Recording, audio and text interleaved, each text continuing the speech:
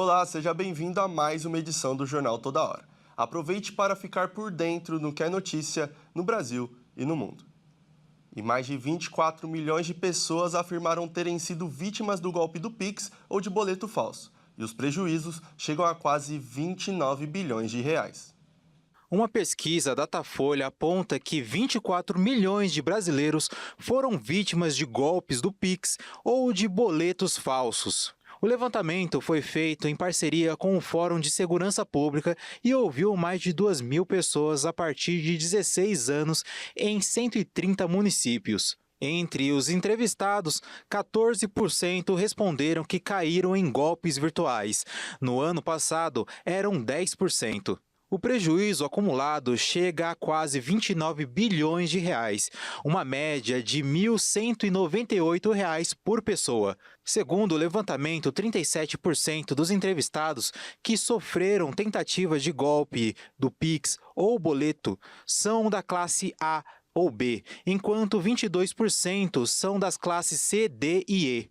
A pesquisa indica que os golpes virtuais superaram os presenciais. 33% dos entrevistados afirmaram ter sido vítimas de ações online e 22% de presenciais. Os tipos de crimes variam conforme a faixa etária. 11% dos idosos com 60 anos ou mais relatam terem sofrido algum tipo de fraude bancária. Já os mais jovens, de 16 a 24 anos, caem em golpes que envolvem compras pela internet ou redes sociais que não são entregues, com 23%. E em meio ao tarifaço imposto pelos Estados Unidos, as exportações de carne bovina bateram recorde em julho. Foram comercializadas 367 mil toneladas de carne, o maior volume da história para o mês. A Associação Brasileira de Frigoríficos divulgou o balanço de exportação do setor, que inclui carnes in natura e processadas, miudezas comestíveis e sebo bovino. No mês passado, as exportações de carne bovina arrecadaram $1,726 bilhões, um aumento de mais de 48% em relação ao mesmo mês do ano passado, e o maior valor da história para um único mês. O mesmo cenário foi visto na movimentação produtos, 366.920 toneladas, um aumento de 27,4%, que também é o maior da história para um mês. A carne bovina não está entre os produtos que entraram na lista de exceções e passou a sofrer uma taxa adicional de 40% a partir do primeiro dia deste mês. A tarifa total chegou a 76,4% para entrar no mercado dos Estados Unidos. A partir do anúncio da nova tarifa, em 9 de julho, algumas indústrias suspenderam a produção destinada aos Estados Unidos. Nos 7 primeiros meses do ano, a China foi responsável por 44,5% da receita e por 38,5% das exportações de carne bovina. Na sequência, aparecem os Estados Unidos, com vendas de 484 mil toneladas embarcadas. O Chile e o México também se destacam nas primeiras posições. E 40 mortes vinculadas à cólera foram registradas em uma semana em Darfur, oeste do Sudão. Esse foi o surto mais grave da doença enfrentado pelo país africano devastado pela guerra. A organização Médicos Sem Fronteiras fez um alerta nesta quinta-feira sobre a situação da cólera no Sudão, onde atendeu mais de 2.300 pacientes recentemente. Pelo menos 40 mortes vinculadas à doença foram registradas em uma semana no oeste do país. Este é o surto mais grave enfrentado pela nação africana devastada pela guerra. Segundo a ONG, a região de Darfur, cenário de confrontos entre o exército sudanês e as paramilitares Forças de Apoio Rápido, foi a mais afetada pela cólera no último ano.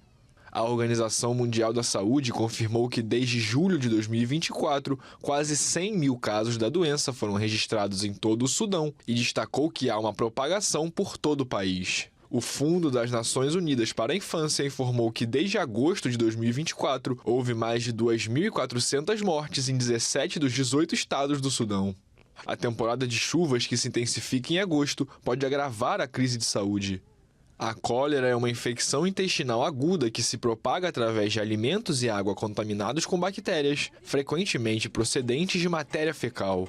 A doença provoca diarreia grave, vômitos e câimbras musculares e pode ser fatal em poucas horas quando não é tratada. E o texto de um novo projeto de tratado sobre a contaminação por plásticos, apresentado na Assembleia Plenária da ONU em Genebra, foi rejeitado imediatamente por vários países e duramente criticados pelas ONGs. Vários países nas negociações das Nações Unidas para firmar um tratado global histórico sobre poluição plástica rejeitaram nesta quarta-feira um novo rascunho de texto por não mencionar restrições à produção de plástico virgem. 30 horas antes do fim previsto das difíceis negociações sobre o tema, que duram quase 3 anos, os delegados presentes em Genebra, na Suíça, consideraram o esboço inaceitável. ONGs que monitoram as negociações também expressaram oposição. Para o Greenpeace, o texto é um presente à indústria petroquímica e uma traição à humanidade. O representante do Chile disse que o rascunho era claramente desequilibrado, já que tudo era relegado a nível nacional e o texto não criava espaço para a cooperação internacional no combate à poluição plástica. O esboço foi redigido pelo diplomata que preside os debates, Luiz Vaias Valdivieso. Entre os que criticaram o texto estão Colômbia, Panamá e União Europeia.